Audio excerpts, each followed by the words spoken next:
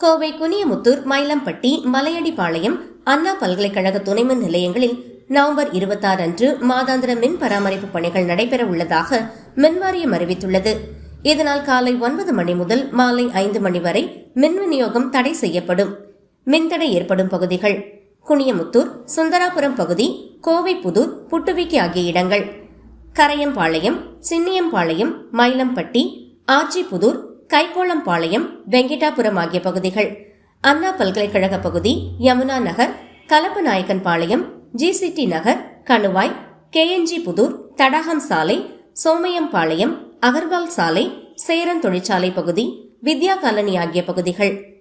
மலையடிப்பாளையம், BG பாளையம், குமாரபாளையம், மலப்பாளையம், வடவேடம்பட்டி, வத்தம்பச்சேரி, மந்திரிபாளையம் ஆகிய பகுதிகளில் மின் விநியோகம் இருக்காது என்பது குறிப்பிடத்தக்கது. பராமரிப்பு பணிகள் முடிந்தவுடன் மின் விநியோகம் மீண்டும் வழக்கமான நிலையில் திரும்பும் என மின்வாரியம் தெரிவித்துள்ளது.